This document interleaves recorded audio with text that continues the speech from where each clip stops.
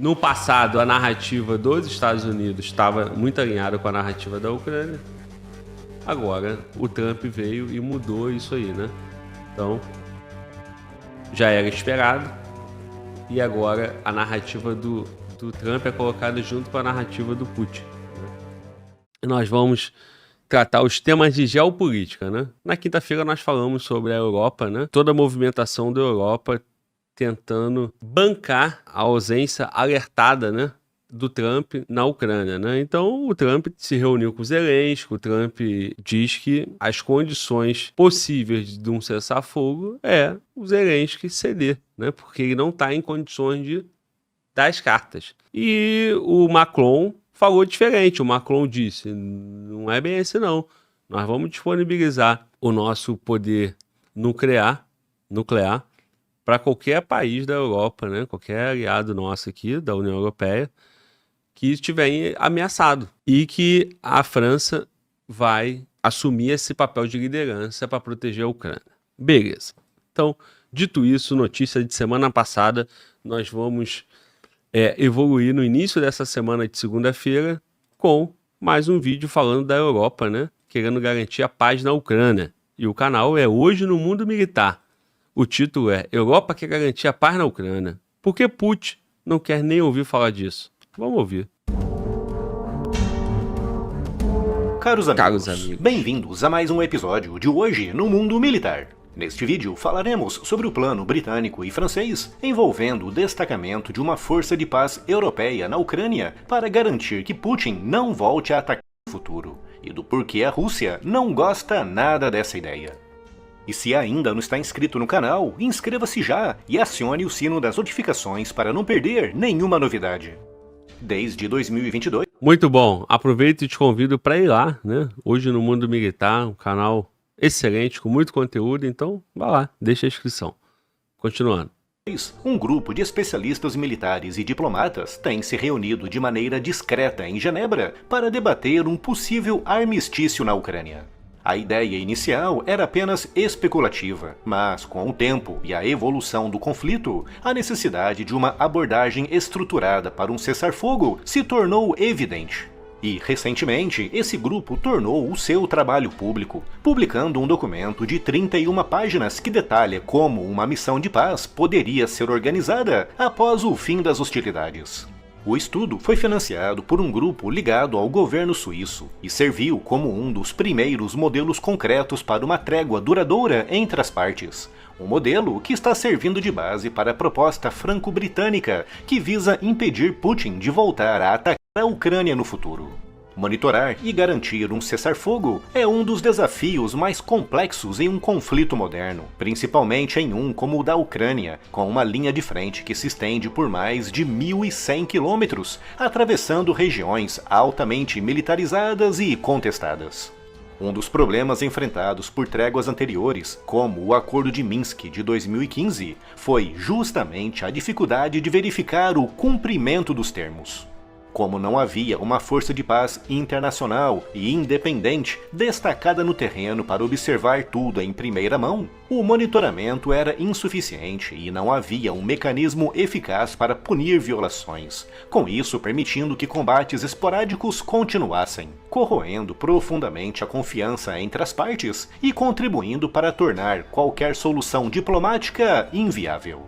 Mas, desta vez, o estudo propõe uma estrutura bem mais robusta para evitar esses erros, com a ideia passando pela criação de um sistema de fiscalização internacional com poderes reais para garantir que o acordo seja respeitado. O documento sugere a criação de uma zona desmilitarizada de pelo menos 10 quilômetros de largura entre as forças russas e ucranianas. Bom, antes de detalhar essa parte do documento, eu quero te chamar a atenção que a Europa, né, tem a França como a sua maior força militar, né? E a França também tem a Rússia, talvez, né, na minha leitura,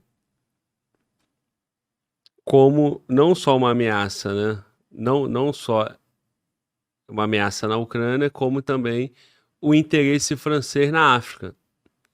Porque ano passado nós vimos um movimento, né? Em 2023, até antes, né? Nós vimos um movimento de tropas, né? Do Wagner Group, muito forte na África, e também vários vídeos, nós recebemos vídeos de bandeiras russas, né? Em países que tinham um domínio francês, né? Colônias francesas, né? Então, certamente, né? Esse movimento na África, somado ao movimento da Ucrânia, faz com que a França se posicione com seu poder, como liderança da Europa, né, seu poder militar, para assumir esse protagonismo, né? A França é um país nuclear, né, junto com a Inglaterra, né? Mas a capacidade e a quantidade é mínima comparada com a da Rússia, né? E aí agora querem convencer a Rússia de cessar fogo, né? De ter um armistício. Só que a garantia para a Ucrânia é de força de paz. Só que essa força de paz, se for liderada pela França e pela Inglaterra, como é que o Putin vai aceitar, né? Então, esse é o grande impasse. Já foi falado de força brasileira atuando lá na Ucrânia, força chinesa e forças que não tenham relação com a OTAN, né?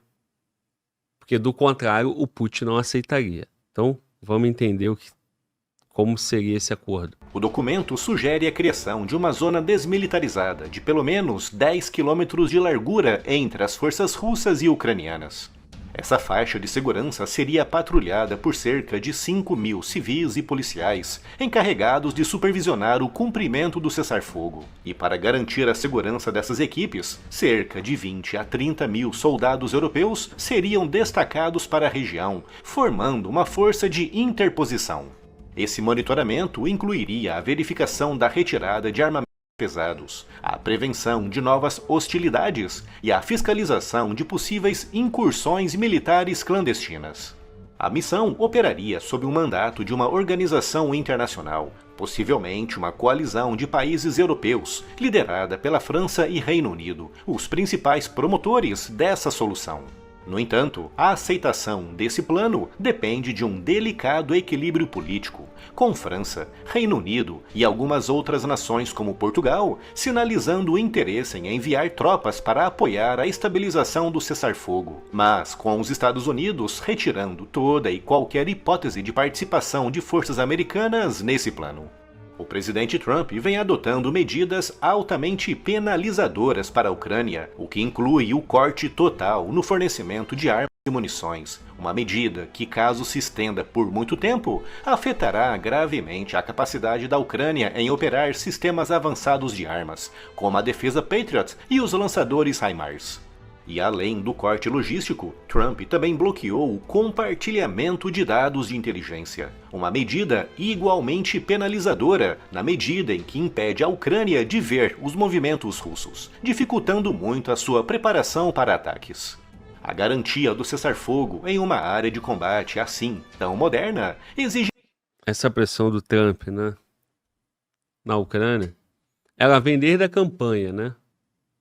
E aí passa pelos 350 bilhões, né, fornecido pelos Estados Unidos, passa pela baixa popularidade do Zelensky, né, que o Trump, mais uma vez, o Trump, ele publicou dizendo que o Zelensky tem 4% de aprovação e ele não foi reeleito, ele já acabou e ele continuou por conta da guerra, né, então não teve eleição, que o povo não aprova a presidência dele, não aprova a liderança dele, e ele está mantendo a guerra, né?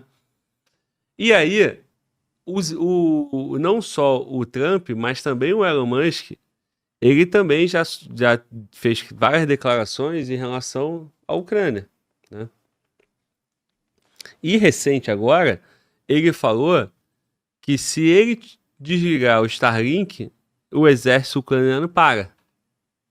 Porque a Starlink está fazendo a diferença, né, no campo de batalha. Ou seja, não é só o dinheiro americano, não é só a força militar americana, mas também a empresa americana do Elon Musk, que é o braço direito do governo Trump, né? O principal financiador do governo Trump. Então, isso faz com que a Europa, muito mais por necessidade do que por vontade, comece a se posicionar, né? E a se movimentar preocupada, né? Preocupada com essa ausência, né? Essa retirada dos Estados Unidos, né? Do grande vigia do mundo, né? Principalmente o grande vigia da Europa, né? Por conta da OTAN, né? E por conta da importância dos Estados Unidos para a OTAN. Vamos continuar o vídeo. Exigirá monitoramento constante e confiável, com o estudo propondo o uso de drones, sensores montados em balões aerostáticos e boias no Mar Negro para detectar movimentações de tropas e possíveis violações do acordo. Com essa abordagem tecnológica, podendo também aumentar a transparência do processo e reduzir o risco de confrontos acidentais. A principal dúvida sobre qualquer acordo de cessar-fogo é a sua viabilidade. Putin tem um longo histórico de descumprimento de tratados internacionais, e há receios de que uma trégua seja usada apenas como uma estratégia para rearmamento e reorganização das tropas russas, visando um novo ataque no futuro. Além disso, a desconfiança... Mas tudo é narrativa, né? E esse receio do Putin, quem quer o acordo? É o Putin ou é os Estados Unidos? Né? Ou é a Ucrânia? Será que o Putin quer? Então, na guerra de narrativa, se você compra a narrativa ucraniana, a narrativa, né, da Europa, no passado a narrativa dos Estados Unidos estava muito alinhada com a narrativa da Ucrânia. Agora o Trump veio e mudou isso aí, né? Então, já era esperado. E agora a narrativa do Trump é colocada junto com a narrativa do Putin, né? E assim nós vamos. Entre as partes é extrema, o que torna qualquer compromisso particularmente frágil. Mas por que Putin já adiantou, antes mesmo das negociações começarem, que não aceitará uma força europeia de paz na Ucrânia? A oposição de Putin a uma força de paz europeia tem vários motivos estratégicos. Em primeiro lugar, ele enxerga a presença de tropas estrangeiras, especialmente oriundas de países membros da OTAN, como uma ameaça direta à segurança da Rússia. E, de fato, uma das desculpas que deu para invadir a Ucrânia foi justamente o seu receio em ver tropas estrangeiras naquele país. Além disso, a introdução de forças europeias na Ucrânia poderia consolidar ainda mais a influência ocidental na região, algo que Moscou tenta evitar desde o colapso da União Soviética. Em segundo lugar, permitir uma força de paz estrangeira na Ucrânia significaria reconhecer, de certa forma, que a invasão russa foi um erro, ou que a Ucrânia tem direito a um status independente sem a interferência de Moscou. Mas isso contradiz totalmente a narrativa oficial do Kremlin, que insiste em ver a Ucrânia como parte da sua esfera de influência. Por fim, e o motivo mais óbvio de todos, é que a presença de tropas estrangeiras pode limitar a capacidade da Rússia de retomar territórios em um eventual futuro ataque. Com isso impondo um risco direto às ambições de Putin de redesenhar as fronteiras da região conforme os seus interesses particulares. Portanto, o fato de se opor tão ferozmente a uma força de paz internacional na Ucrânia para garantir um cessar-fogo, de certa forma, confirma que as intenções de Putin com essa pausa não são as melhores e que tudo... Bom, narrativa, né? Vocês estão vendo aí a cara do Putin, né?